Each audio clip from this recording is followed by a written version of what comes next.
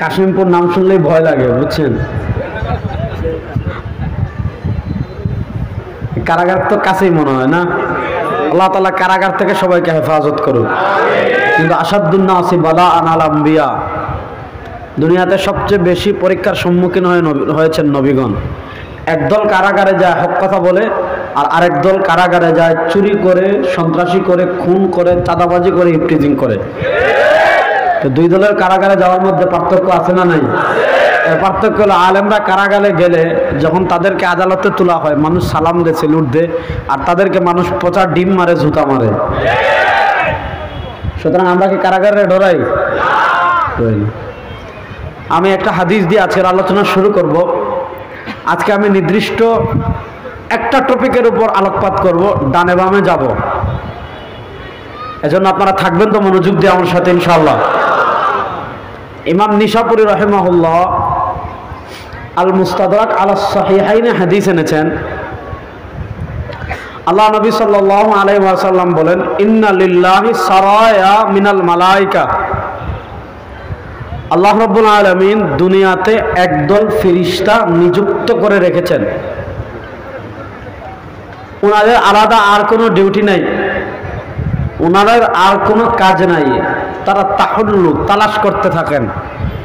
ফাতাকিফু ফি মাজালিসি যিকরি, তারা দেখতে থাকেন আল্লাহর কোনো বান্দারা দুনিয়ার কোনো জায়গায় জিকিরের কোনো মাজলিসের আয়োজন করেছে কিনা। যদি দেখেন আল্লাহর কোনো বান্দারা কোনো জায়গায় জিকিরের মাজলিসের আয়োজন করেছে, ওই যারা এই মাজলিসে বসছে ওই স্পেশাল ফেরেশতারা তাদের সাথে বসে যায়।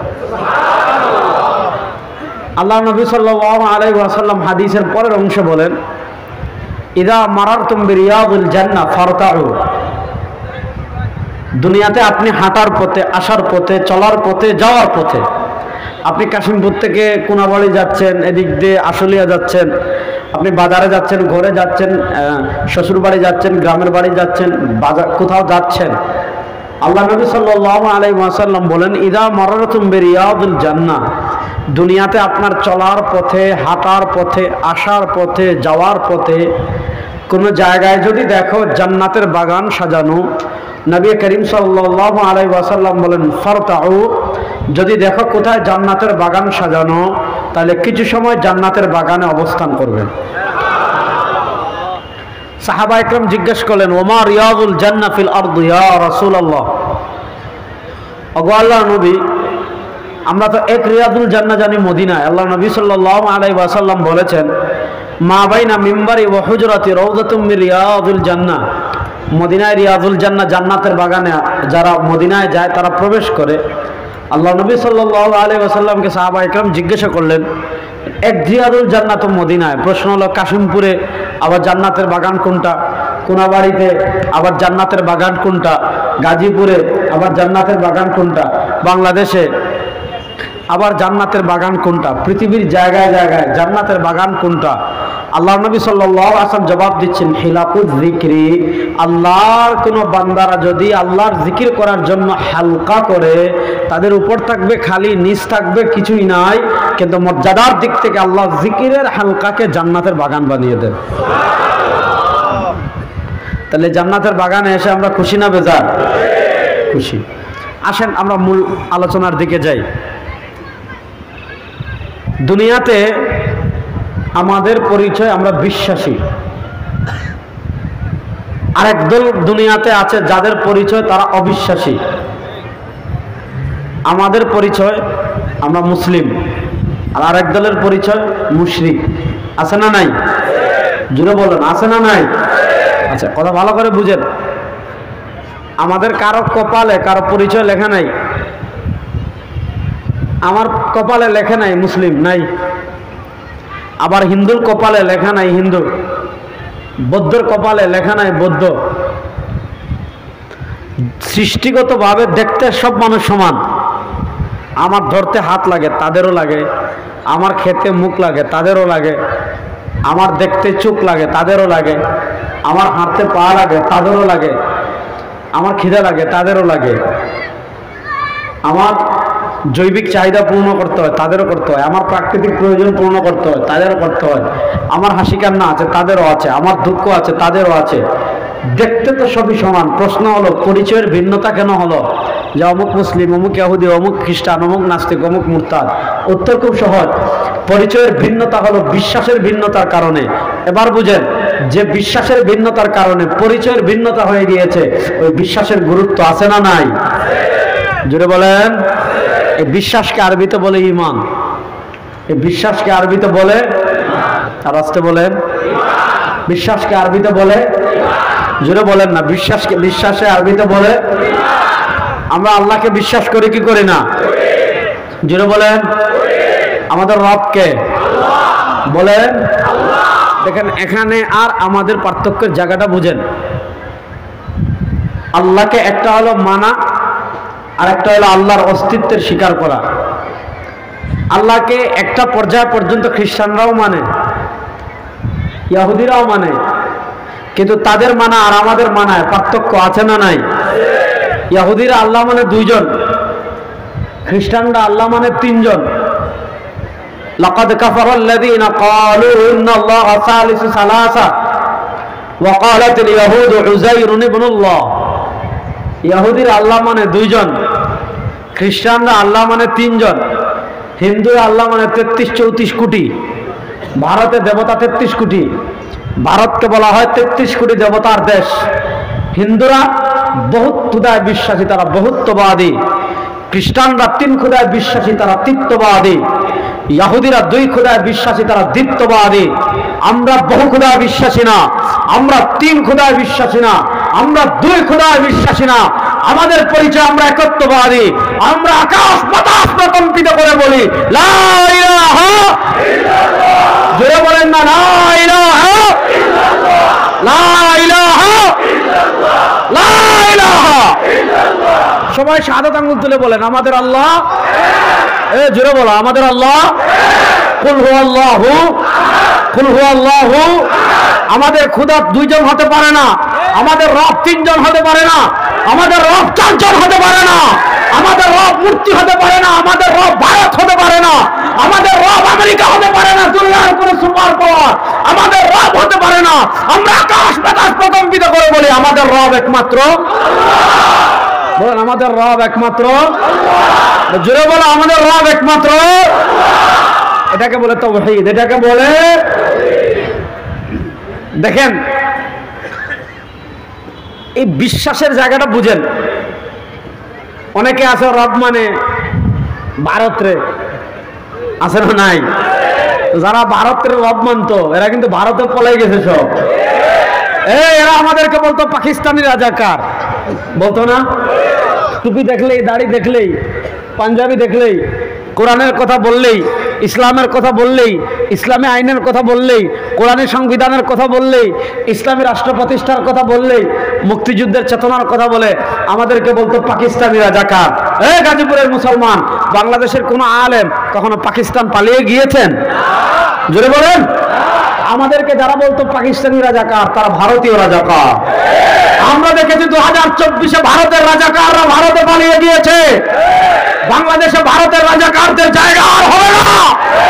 ভারতের আধিপত্যবাদের পক্ষে বাংলাদেশের দালালি করবেন। শেখ হাসিনা তো শাড়ি পরে পলাইতে পারছে, আগামীতে ভারতের পক্ষে যারা দালালি করবেন লুঙ্গি নিয়ে পলাইতে পারবেন না।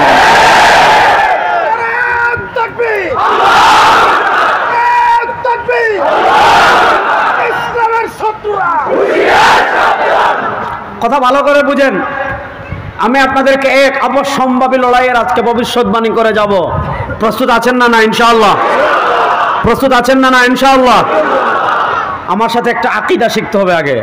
আমাদের নবীর সব কথা সত্য। বলেন আমাদের নবীর সব কথা সত্য। জোরে বলেন আমাদের নবীর সব কথা সত্য। যারা বলবে নবীর কথা মিথ্যার 14 গোষ্ঠী হারামজাদা। ঠিক না? ঠিক। এটা দ্রাগে বললাম, মানে এটা আমার বিশ্বাস, এটা কথার কথা বললাম। মানে আমার নবীর সব কথা, ওয়ামা ইয়ানতিকু আনিল হাওয়া ইন হুয়া ইল্লা ওয়াহয়ু ইউহা। আল্লাহ কোরআনে বলেন আমার নবী নিজের কুপবৃত্তির অনুসরণ করে কোনো কথা বলেন না। আমার নবী সব কথা বলেন কার পক্ষ থেকে? বলেন না কার পক্ষ থেকে? আমি একটা হাদিস শুনাই, তাহলে আরো সহজ করে বুঝবেন। ইমাম আবু দাউদ রাহিমাহুল্লাহ সুনানে আবু দাউদে এনেছেন, খতিবে বাগদাদি আল কিফায়াতে এনেছেন, আরো অনেক ইমামগণ হাদিসের অনেক কিতাবে হাদিসটা এনেছেন। আল্লাহ নবী সাল্লাল্লাহু আলাইহি ওয়াসাল্লামের একজন সাহাবী হলেন হযরত আব্দুল্লাহ ইবনে আমর ইবনুল আস রাদিয়াল্লাহু তাআলা আনহু। আমার সাথে বলেন প্রত্যেক সাহাবী, জোরে বলেন প্রত্যেক সাহাবী জান্নাতি। বলেন প্রত্যেক সাহাবী জান্নাতি। বলেন প্রত্যেক সাহাবী কি? হাত তুলে বলেন প্রত্যেক সাহাবী। জোরে বলেন প্রত্যেক সাহাবী। আল্লাহ নবী সাল্লাল্লাহু আলাইহি ওয়াসাল্লামের একজন সাহাবী ছিলেন হযরত আব্দুল্লাহ ইবনে আমর ইবনুল আস রাদিয়াল্লাহু তাআলা আনহু। তিনি আল্লাহ নবী সাল্লাল্লাহু আলাইহি ওয়াসাল্লামের সাথে সব সময় থাকতেন। আল্লাহ নবী সাল্লাল্লাহু আলাইহি ওয়াসাল্লাম হেঁটে কথা বলছেন, আব্দুল্লাহ ইবনে আমর ইবনুল আস লিখে রাখতেন। দাঁড়িয়ে কথা বলছেন, লিখে রাখতেন। বসে কথা বলছেন, লিখে রাখতেন। রাগ করে কথা বলছেন, লিখে রাখতেন। মসজিদে কথা বলতেন, লিখে রাখতেন। বাজারে কথা বলতেন, লিখে রাখতেন। আল্লাহ নবী সাল্লাল্লাহু আলাইহি ওয়াসাল্লাম যখন যা বলতেন সব লিখে রাখতেন। কিছু মানুষ বলল, আতাকতুবু কুল্লা শাইইন ওয়ান নাবিয়্যু বাশারুন ইয়াতাকাল্লামু ফি হালাতির রিদা ওয়াল গাযব। ও আব্দুল্লাহ ইবনে আমর ইবনুল আস, তুমি আল্লাহ নবী সাল্লাল্লাহু আলাইহি ওয়াসাল্লামের সব কথা লিখে রাখছো। ওয়ান নাবিয়্যু বাশারুন, নবী তো একজন মানুষ। ইয়াতাকাল্লামু ফি হালাতির রিদা ওয়াল গাযব, তিনি কখনো রাগ করে কথা বলেন, তিনি কখনো সন্তুষ্ট চিত্তে কথা বলেন। শরিয়ার বিধান হলে তুমি লিখে রাখলা, শরিয়ার বিধান যদি না হয় তাহলে তুমি ওই কথা লিখে রাখার দরকার নাই। যখন আব্দুল্লাহ ইবনে আমর ইবনুল আস রাদিয়াল্লাহু তাআলা আনহু, যখন আব্দুল্লাহ ইবনে আমর ইবনুল আস রাদিয়াল্লাহু তাআলা আনহু, যখন আব্দুল্লাহ ইবনে আমর ইবনুল আস রাদিয়াল্লাহু তাআলা আনহুর কাছে মানুষ এই কথা বলেছে যে সব কথা কেন লিখো, আব্দুল্লাহ ইবনে আমর ইবনুল আস রাদিয়াল্লাহু তাআলা আনহু নবী করিম সাল্লাল্লাহু আলাইহি ওয়াসাল্লামের কাছে এসে বলেন, ইয়া রাসূলুল্লাহ ইন্নী আকতুবু কুল্লা শাইইন মা আসমাউ মিন। ইয়া রাসূলুল্লাহ সাল্লাল্লাহু আলাইহি ওয়াসাল্লাম, আপনি যা বলেন সব আমি লিখে রাখি। কিছু মানুষ বলছে সব কথা লিখে রাখার দরকার নাই, কি করব? আল্লাহ নবী সাল্লাল্লাহু আলাইহি ওয়াসাল্লাম জবাব দিচ্ছেন, উকতুব ইয়া আব্দুল্লাহ ফাওয়াল্লাযী নাফসু মুহাম্মাদিন বিয়াদি লা ইয়াখরুজু মিন ফিয়া ইল্লা হক। ও আব্দুল্লাহ ইবনে আমর ইবনুল আস, আমি যা বলি সব লিখে রাখবা। কেন? যার হাতে মুহাম্মাদের প্রাণ, তার নামে শপথ করে বলছি, আমার মুখ থেকে যা বের হবে সব সত্য। সত্য কথা ব্যতীত মিথ্যে কথা সরওয়ার দু আলমের মুখ থেকে বের হতে পারে না। ঠিক না বেটি? তাহলে বলেন আমার নবীর সব কথা, বলেন আমার নবীর সব কথা। দেখেন যুবকরা, পৃথিবী দুটো অবশ্যম্ভাবী লড়াইয়ের দিকে এগিয়ে যাচ্ছে। আপনারা দেখেছেন পৃথিবীতে দুটো আধিপত্যবাদী শক্তি আমরা দেখতে পাচ্ছি। একটা হলো ওই ইসরায়েলের কুত্তারা, আর আরেকটা হলো আমাদের বাড়ির পাশে আরেকটা মিনি ইসরায়েল আছে না নাই? বলেন ওই মিনি ইসরায়েলের নাম জোরে বলেন। দেখেন ওখানে দেখেন ইহুদিবাদী আধিপত্যবাদ, ওখানে হলো হিন্দুত্ববাদী আধিপত্যবাদ। একটু ভালো করে বুঝেন, বায়তুল মাকদিসের মালিক আমরা। বলেন বায়তুল মাকদিসের মালিক কারা? ভয় পাচ্ছেন? বায়তুল মাকদিসের মালিক কারা? গাজ্জার মালিক কারা? আসকালানের মালিক কারা? বাবে লুদ্দের মালিক কারা? ইলাতের মালিক কারা? আরদে মুকাদ্দাসের মালিক কারা? ফিলিস্তিনের মালিক কারা? আমরা। আপনি দেখেন গাজ্জাকে আজকে শেষ করে দেওয়া হচ্ছে, রাফাকে শেষ করে দেওয়া হয়েছে। ফিলিস্তিনের প্রতি আমাদের আবেগ আছে না নাই? দেখেন আল্লাহ তাআলা কোরআনে আরদে মুকাদ্দাসের ব্যাপারে বলেছেন, সুবহানাল্লাযী আসরা বিআবদিহি লাইলাম মিনাল মাসজিদিল হারামি ইলাল মাসজিদিল আকসাল্লাযী বারাকনা হাওলা। আমার নবীর কদম মুবারক এক রাত্রে পড়েছিল বায়তুল মাকদিসে। আল্লাহ তাআলা আমার নবীর এক রাত্রের কদম মুবারকের উসিলায় পুরো বায়তুল মাকদিসকে আমাদের জন্য বরকতপূর্ণ করে দিয়েছেন। সেই বায়তুল মাকদিস যারা দখল করে রেখেছে, সময় আর বেশি দিন নাই, কুত্তা পিটা তাদেরকে পিটাবো ইনশাআল্লাহ। যুবকরা রেডি আছেন ইনশাআল্লাহ? হিসাব অত্যন্ত সহজ। গত 100 বছর মার খেয়েছি, 100 বছর মারবো। বলেন গত 100 বছর মার খেয়েছি, 100 বছর মার বলেন না, গত 100 বছর মার খেয়েছি। এই যারা দাঁড়িয়ে আছেন বলেন গত 100 বছর মার খেয়েছি, 100 বছর গত 100 বছর পরাজিত হয়েছে, 100 বছর বিজয়ী হব ইনশাআল্লাহ। শুনেন, আমরা এমন একটা জাতি, আমাদেরকে জ্বালিয়ে শেষ করবেন, ছাই থেকে আমরা আবার আগে জেগে উঠব। মক্কার কাফেরা আমাদেরকে থামিয়ে দিতে চেয়েছিল, পৃথিবী থেকে নাম নিশানা মুছে দিতে চেয়েছিল, পারে নাই। মদিনার ইহুদিরা পারে নাই, বাইজেন্টাইন পারে নাই, কিসরা পারে নাই, কায়সার পারে নাই, রোমানরা পারে নাই, ক্রুসেডাররা পারে নাই, তাতার পারে নাই, আমেরিকা পারবে না, ইসরায়েল পারবে না, ভারত পারবে না। 1400 বছরের ইতিহাস দেখেন, 1400 বছরের ইতিহাস দেখেন। আমাদেরকে যারা মুছে দিতে চেয়েছিল তারা মুছে গিয়েছে। প্রস্তুতি নাও মুসলমান, দিল্লির লাল কেল্লায় আবার কালেমার পতাকা ওড়াবো।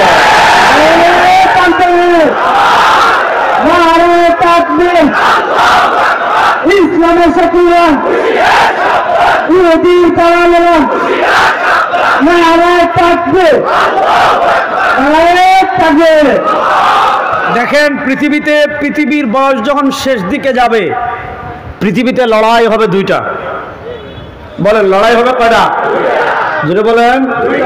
ইমাম নাসাই রাহিমাহুল্লাহ সুনান নাসাইতে হাদিস এনেছেন, নবী করিম সাল্লাল্লাহু আলাইহি ওয়াসাল্লাম বলেন, ইসাবাতান মিন উম্মতি, ইসাবাতান মিন উম্মতি। যুবকরা মনোযোগ দিয়ে শুনেন, ইসাবাতান মিন উম্মতি, আমার উম্মার দুইটা দল এমন আছে, আমার উম্মার দুইটা বাহিনী এমন আছে, আমার উম্মার দুইটা গ্রুপ এমন আছে, এই দুই বাহিনীতে যারা যোগ দিবে, আহরাজাহুমাল্লাহু মিনান নার, আল্লাহ তাআলা তাদের উপর ডাইরেক্ট জাহান্নামের আগুনকে হারাম করে দিবেন। কয়টা দল এমন আছে? এই দুই দলে যারা যোগ দিবে তাদের উপর জাহান্নামের আগুন। বলেন না, এই দুই দলে যারা যোগ দিবে তাদের উপর জাহান্নামের আগুন। এই দুই দলে যোগ দেওয়ার জন্য প্রস্তুত আছেন না? না ইনশাআল্লাহ। এই দুই দলে যোগ দেওয়ার জন্য প্রস্তুত আছেন না? নাই। ইসাবাতুন তাগজু ফিল হিন্দি, হিন্দুস্তানে আধিপত্যবাদী শক্তির বিরুদ্ধে লড়াই হবে। এই লড়াইয়ে যারা যোগ দিবে, আল্লাহ তাআলা তাদের উপর জাহান্নামের আগুনকে হারাম করে দিবেন। আর আরেকটা হবে ইহুদিবাদী আধিপত্যবাদী শক্তির বিরুদ্ধে, মাসিহুদ দাজ্জালের সাথে লড়াই হবে। ওই লড়াইয়ে যারা অংশগ্রহণ করবে, আল্লাহ তাআলা তাদের উপর জাহান্নামের আগুনকে হারাম করে দিবেন। আপনি দেখবেন, ইসরায়েলের এক সৈন্যের ভিডিও দেখেছেন, ভাইরাল হয়েছে। ইসরায়েলের এক সৈন্য যে গাজায় অভিযানে এসেছিল, তাকে জিজ্ঞাসা করা হয়েছে, গাজাকে শেষ করছো কেন? গাজাকে মাটির সাথে মিশিয়ে দিচ্ছ কেন? গাজাকে থামিয়ে দিচ্ছ কেন? সে জবাব দিয়েছে, আমরা আমাদের লিডারের জন্য, আমরা আমাদের নেতার জন্য গাজাকে প্রস্তুত করছি। তাদের নেতা চিনছেন? কানা দাজ্জাল। তাদের নেতাকে কানা, তো তারা তাদের কানা দাজ্জালের জন্য প্রস্তুতি নিচ্ছে।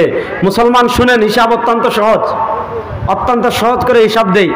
বায়তুল মাকদিস মুসলমানরা বিজয় করেছিল হযরত ওমর ইবনুল খাত্তাব রাদিয়াল্লাহু তাআলার যুগে।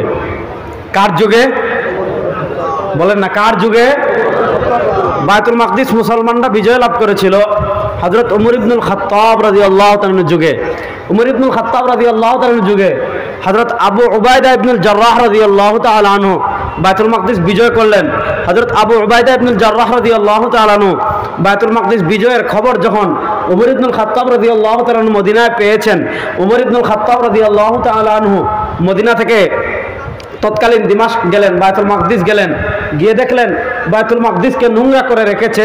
হযরত ওমর ইবনুল খাত্তাব রাদিয়াল্লাহু তাআলা আনহু নিজের জামা দিয়ে বায়তুল মাকদিসকে পরিষ্কার করেছেন।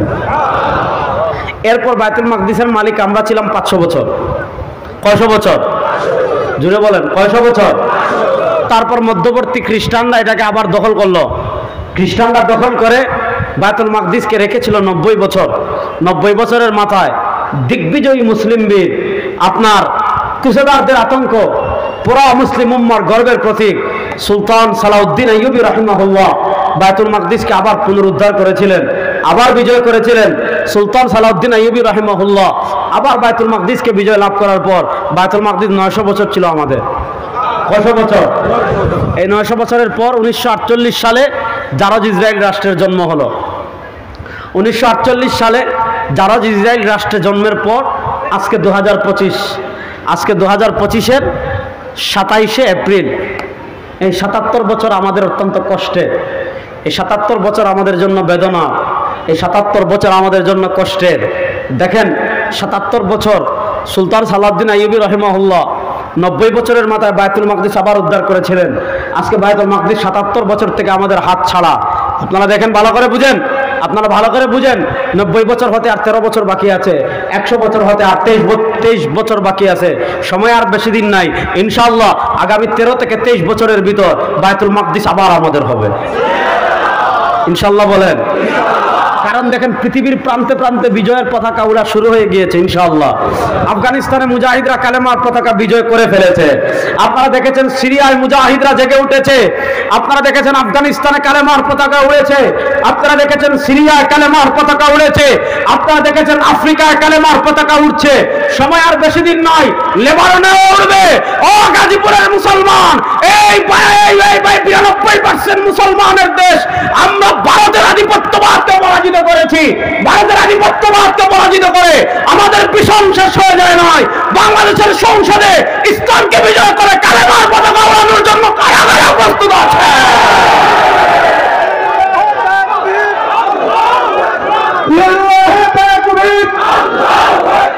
ইসলামের শত্রুরা, ইসলামের শত্রুরা, হুঁশিয়ার সাবধান।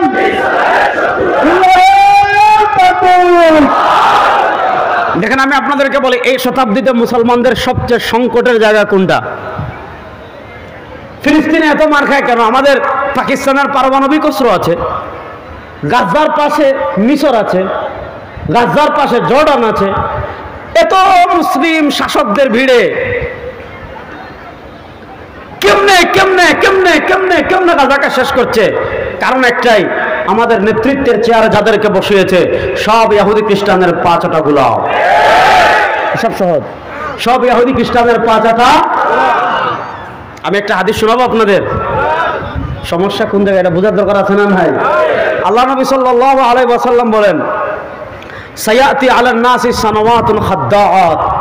ওই হাদিস পরে বলবো, আগে তাহলে দেখেন ইহুদিরা প্রস্তুতি নিচ্ছে চূড়ান্ত যুদ্ধের। তারা তাদের লিডারকে অভ্যর্থনা জানাবে।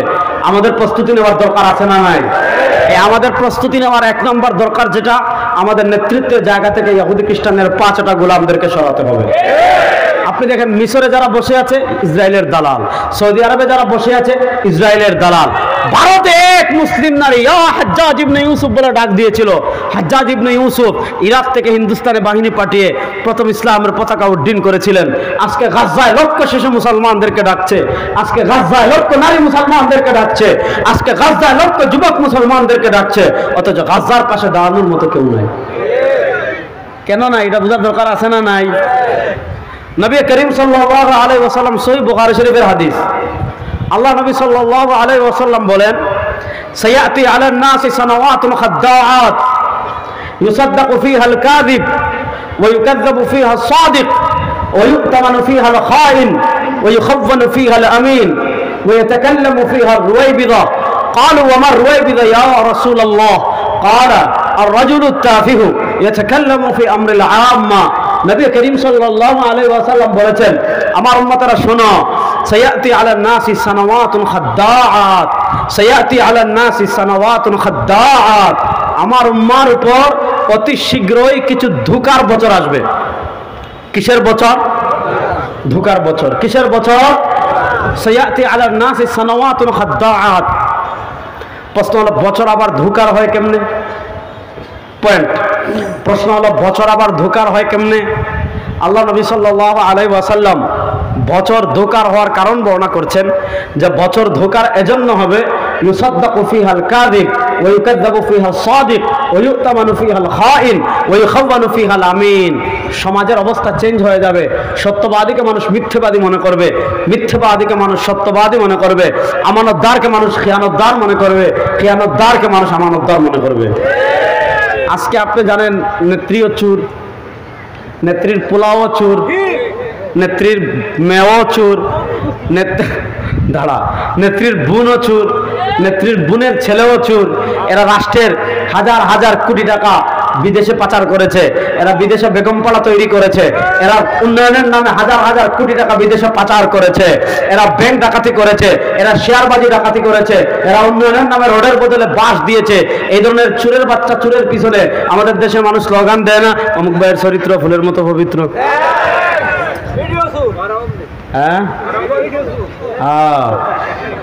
কথা বোঝার দরকার আছে না নাই? আপনি আজকে পৃথিবীর মানচিত্রের দিকে দেখেন, বাংলাদেশে তো এমন লক্ষ যুবক প্রস্তুত আছে ফিলিস্তিনে যাওয়ার সুযোগ পেলে জিহাদ করবে ইনশাআল্লাহ। প্রস্তুত আছে না নাই? আমি ইন্ডিয়াকে বলবো এটা ফিলিস্তিন না, মনে করবেন এটা বাংলাদেশ।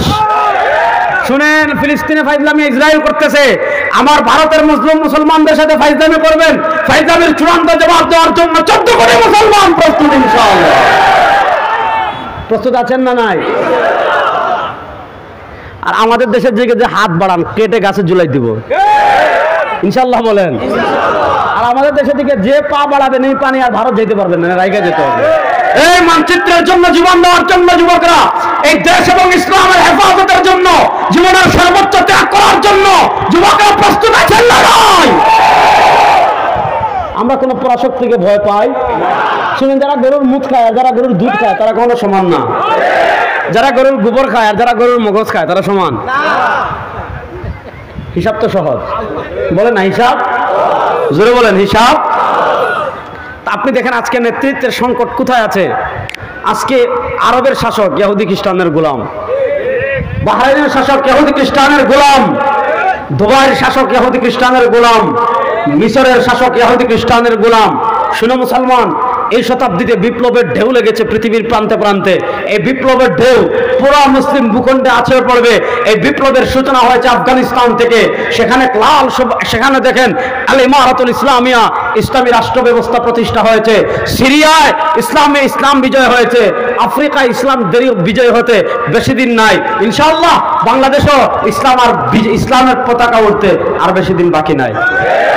কারণ দেশের মানুষ ধর্মনিরপেক্ষতাকে দেখে ফেলেছে, এদেশের মানুষ ডেমোক্রেসি দেখেছে, এদেশের মানুষ সোশ্যালিজম দেখেছে, এদেশের মানুষ ন্যাশনালিজম দেখেছে, এদেশের মানুষ সেকুলারিজম দেখেছে, আমরা জাতীয়তাবাদ দেখেছি, আমরা ধর্মনিরপেক্ষতা দেখেছি, আমরা গণতন্ত্র দেখেছি, আমরা সমাজতন্ত্র দেখেছি।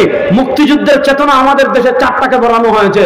এই মুক্তিযুদ্ধের চেতনার 4টা বছর, এই 4 চেতনাকে সামনে রেখে এই বাংলাদেশ 52 বছর পরিচালিত হয়েছে। 52 বছরে মরহুম আল্লাহর কুতুব শহীদ ফজলুল করিম নব্বরাল্লাহু মারকাদাহু পীর সাহেব চরমনাই তিনি বলেছিলেন, শুধু নেতা নয় নীতির পরিবর্তন চাই। এই 52 বছরে ন্যাশনালিজম দেখেছি, এই 52 বছরে ডেমোক্রেসি দেখেছি, এই 52 বছরে সোশ্যালিজম দেখেছি, এই 52 বছরে ধর্মনিরপেক্ষতা সেকুলারিজম দেখেছি।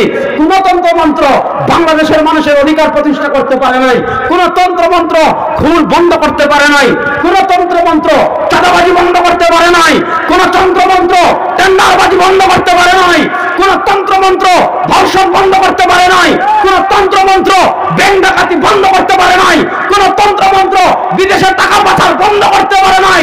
সব তন্ত্রমন্ত্রের খেলা বাংলাদেশে শেষ হয়ে গিয়েছে। একটা তন্ত্রমন্ত্র বাকি আছে, সেটার নাম ইসলাম। বলেন, একটা তন্ত্রমন্ত্র বাকি আছে, সেটার নাম? আরে জোরে বলে না, যুবকরা বলে না রে। এক তন্ত্রমন্ত্র বাকি আছে, সেটার নাম? জোরে বলেন, এক তন্ত্রমন্ত্র বাকি আছে, সেটার নাম? জোরে বলেন, এক তন্ত্রমন্ত্র বাকি আছে, সেটার নাম? এই ইসলাম আমাদের দেশের সংবিধান হোক, কোরআন আমাদের দেশের সংবিধান হোক, একমত আছেন না নাই?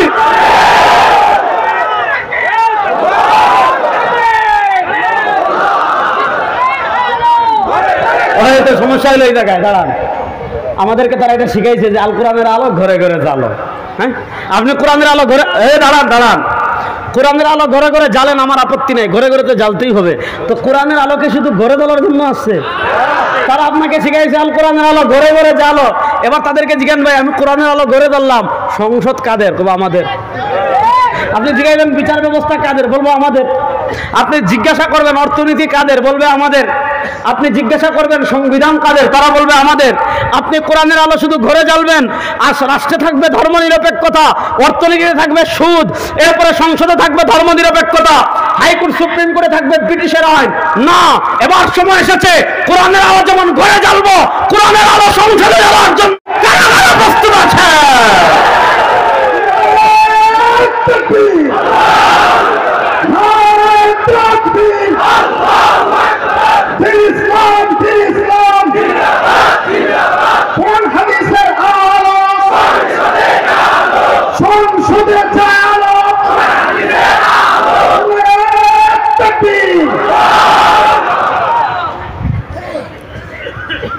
দেখেন, আমি এত কেন কথাগুলো বলছি, কারণ আমাদের মাথায় ধর্মনিরপেক্ষরা ভূত এমনভাবে ছাপিয়ে দেওয়া হয়েছে। এই মুক্তিযুদ্ধের শুনেন, আমি পলোগ্রাউন্ড মাঠে বাংলাদেশের নাস্তিকদেরকে 1 কোটি টাকার চ্যালেঞ্জ করেছিলাম। আমাদের মুক্তিযুদ্ধের চেতনা কখনো ধর্মনিরপেক্ষতা ছিল না। যেটা বলেন, আমাদের মুক্তিযুদ্ধের চেতনা কখনো ধর্মনিরপেক্ষতা ছিল।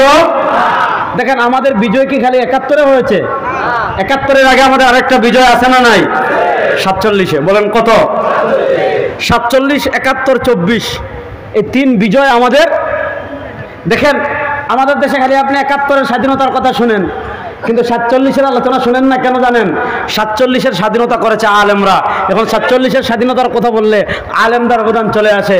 এজন্য এই নাস্তিকরা 47-এর ইতিহাস ভুলিয়ে দিতে চায়। আমি অত্যন্ত সহজ করে আপনাদেরকে বলি, বিরক্ত হচ্ছেন না তো? ওয়াজ তো শুরুই করলাম না এখনো, বিরক্ত হলে হবে? ওয়াজ তো জীবনে বহুত শুনছেন, আসমানের উপরের ওয়াজ বহু শুনছেন, জমিনের নিচের ওয়াজ বহু শুনছেন, এবার রাষ্ট্র প্রতিষ্ঠার ওয়াজ শুনতে হবে। আমার নবী খালি আসমানের উপর নিয়ে আসলেন না, রাষ্ট্র পরিচালনাও করেছেন। হ্যাঁ, আমার নবী সংবিধান লেখেন নাই, আমার নবী বিচার করেন নাই। আপনি নবীকে খালি শুক্রবারে জিলাপি খাওয়ার সময় খুঁজেন, রাজনীতিতে নবী কোথায়? অর্থনীতিতে নবী কোথায়? রাষ্ট্র প্রতিষ্ঠায় আমার নবীর আদর্শ বাস্তবায়ন করার প্রয়োজন আছে না নাই? ইসলামকে কি ফাইজলামি পেয়েছেন আপনি? যেভাবে মন চায় ব্যাখ্যা করবেন। খুব ভালো করে বুঝেন, মনোযোগ দিয়ে বুঝেন। এই ভারত উপমহাদেশের মালিক আমরা ছিলাম 750 বছর।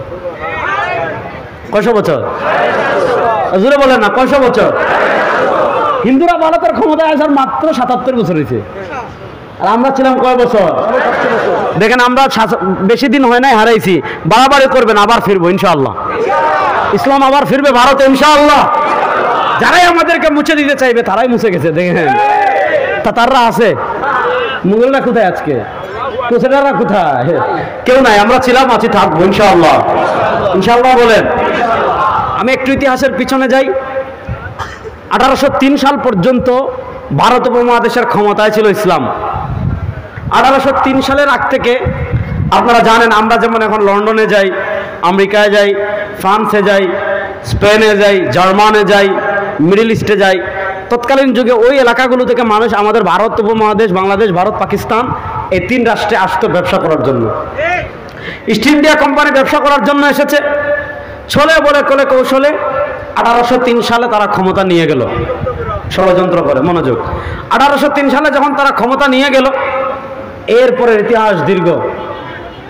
অনেকে বলে রেজাউল করিম আবরার কেন বড় গলায় কথা বলে, ফয়জুল করিম কেন বড় গলায় কথা বলে, মামুনুল হক কেন বড় গলায় কথা বলে, অমুক আলেম বড় গলায় কথা বলে। আরে বেটা, আমরা এজন্য বলি কারণ ব্রিটিশের বিরুদ্ধে জিহাদ করেছেন আমাদের বাপদাদারা। আমরা বড় গলায় কথা কম না, তোর বাপে কইব, ঠিক না বেটি?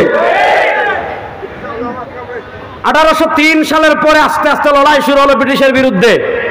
1833 সালে বালাকোট, 1857-তে সিপাহী বিপ্লব, 1866-তে দারুল উলুম দেওবন্দ প্রতিষ্ঠা। 150 বছর পর, মনোযোগ, 150 বছর পর 1947-এ ব্রিটিশ বিদায় নিল। আপনারা দেখেছেন, গত 15 বছরে ফ্যাসিস্ট আওয়ামী লীগ যখন রাষ্ট্র ক্ষমতায় ছিল, মনে হয়তো রাষ্ট্রটা হিন্দুদের, ঠিক না বেটি? সব কিছুতে হিন্দুরা ফেসিলিটি পেত। তা ইস্ট ইন্ডিয়া কোম্পানি যখন এই উপমহাদেশের ক্ষমতায় ছিল, ব্রিটিশরা যখন উপনিবেশ করে দেশের রাষ্ট্র ক্ষমতায় ছিল, তখন হিন্দুরা জমিদারি পেত, হিন্দুরা অফিসার হতো, হিন্দুরা খাজনা তোলার দায়িত্ব পেত, হিন্দুরা ট্যাক্স তোলার দায়িত্ব পেত। তো হিন্দুরা নানা কারণে, হিন্দু জমিদাররা মুসলমানদের উপর জুলুম করত, মুসলমানদের উপর জুলুম করত। ব্রিটিশরা চলে যাবার সময় যখন আসলো, মুসলমানরা তখন বলল হিন্দুদের সাথে আর থাকবো না, হিন্দুদের রাষ্ট্র হবে আলাদা, মুসলমানদের রাষ্ট্র হবে আলাদা। 1947-এ 2টা রাষ্ট্র হলো, মুসলমানদের জন্য পাকিস্তান, হিন্দুদের জন্য হিন্দুস্তান। শুনেন, 1947-এর 14 অথবা 13 আগস্ট, আমি তারিখটা ভুলে গেছি, যেদিন পাকিস্তান হলো, তখন পাকিস্তানের 2টা পার্ট ছিল, একটা পশ্চিম পাকিস্তান আর একটা হলো পূর্ব পাকিস্তান। তো এই পাকিস্তান প্রতিষ্ঠার আন্দোলনের জন্য মুসলমানরা যখন সংগ্রাম করে যে আমাদের আলাদা দেশ হবে, আমাদের আবাসভূমি হবে আলাদা, যেখানে কোরআনের আলোকে চলবে, শরিয়ার আলোকে চলবে, তো মুসলমানরা যখন আলাদা আবাসভূমির জন্য আন্দোলন করেছে, পাকিস্তানের জন্য আন্দোলন করেছে, তখন মুসলমানদের মিছিল কি দিত? মুসলমানদের মিছিলের মৌলিক স্লোগান ছিল, পাকিস্তান কা মতলব क्या ला इलाहा इल्लल्लाह। बोलें पाकिस्तान का मतलब क्या, ला इलाहा इल्लल्लाह। बोलें ना पाकिस्तान का मतलब क्या, ला इलाहा इल्लल्लाह। और जुड़े बोलें ना पाकिस्तान का मतलब क्या, ला इलाहा इल्लल्लाह। ला इलाहा इल्लल्लाহর উপর 1947 দেশ স্বাধীন হয়েছে। শুনেন, পাকিস্তান তখন দুই ভাগ ছিল, এক ভাগ পূর্ব পাকিস্তান আমরা, আর এক ভাগ পশ্চিম পাকিস্তান। পূর্ব পাকিস্তানে স্বাধীনতার প্রথম পতাকা তুলেছেন আল্লামা জফর আহমদ উসমানী রাহিমাহুল্লাহ। পশ্চিম পাকিস্তানে স্বাধীনতার প্রথম পতাকা তুলেছেন আল্লামা শাব্বির আহমদ উসমানী রাহিমাহুল্লাহ। দুইজন আলেমের হাতে প্রথম স্বাধীনতার পতাকা উড়েছে 1947 থেকে 1971। এই সময়টা পাকিস্তানিরা আমাদের সাথে বৈষম্য করেছে। কেমন বৈষম্য? আমাদের এখানে কাগজ হতো, তারা কাগজ ওপারে নিয়ে যেত, ওখান থেকে খারাপ কাগজ দিত। আমাদের এখানে ধান হইতো, তারা নিয়ে খারাপ ধান দিত। নানা বৈষম্যের কারণে 1971-এ মুক্তিযুদ্ধ হয়েছে। ওই মুক্তিযুদ্ধের তিনটা মৌলিক চেতনা ছিল। বলবেন হুজুর কোথায় পেয়েছেন? মুক্তিযুদ্ধ শুরু হয়েছে 1971 সালের 26শে মার্চ, 1971 সালের 10ই এপ্রিল মুজিবনগর সরকার প্রতিষ্ঠা হয়েছিল, তারা স্বাধীনতার ঘোষণাপত্র পাঠ করেছিল। তো মুক্তিযুদ্ধ শুরু হওয়ার মাত্র 14 দিন পর স্বাধীনতার ঘোষণাপত্রে বলেছিল তিনটা মৌলিক কারণকে সামনে রেখে আমরা মুক্তিযুদ্ধ করেছি। 1 নাম্বার সাম্য। বলেন 1 নাম্বার, বলেন না 1 নাম্বার। 2 নম্বর মানবিক মর্যাদা, 2 নম্বর মানবিক। 3 নম্বর সামাজিক ন্যায় বিচার, সুবিচার। 3 নম্বর সামাজিক। যখন মুক্তিযুদ্ধ চলে তখন ঘোষণাপত্র বলেছে তিনটা চেতনাকে সামনে রেখে মুক্তিযুদ্ধ করছি, সাম্য, মানবিক মর্যাদা, সামাজিক সুবিচার। মুক্তিযুদ্ধ শেষ, 71-এর 16 ডিসেম্বর দেশ স্বাধীন হয়ে গেল। দেশ স্বাধীন হওয়ার 1 বছরের পর 72-এ ভারতে গিয়ে সংবিধান লিখেছে। ওই 72-এ সংবিধান যখন লিখেছে তখন না সাম্য, না সামাজিক মর্যাদা, না ন্যায় বিচার, না সামাজিক সুবিচার। সাম্যও নাই, মানবিক মর্যাদাও নাই, সামাজিক সুবিচারও নাই। ভারতে গিয়ে সংবিধান লেখে, চেতনা লিখছে 4টা। এটা হলো গণতন্ত্র, আর এটা হলো ধর্মনিরপেক্ষতা, এটা হলো জাতীয়তাবাদ, আর এটা হলো সমাজতন্ত্র। আমরা বলি তোমার বাপের মাথা। এই 72-এ ভারতে যে সংবিধান লেখা হয়েছে ওই সংবিধান আমরা মানি না। বুঝলে বলেন? এই আমাদের কাছে সংবিধান বড় না কোরআন বড়? হ্যাঁ, আর আসতে বলেন সংবিধান বড় না কোরআন বড়? সংবিধানে আল্লাহর কোরআনের বিরুদ্ধে আইন করবেন, ওই আইন আমরা মানি না। সংস্কারের বিরুদ্ধে বাংলাদেশে ইসলামের দিকে হাত তুলবেন, ওই দিন আর বাকি নয়।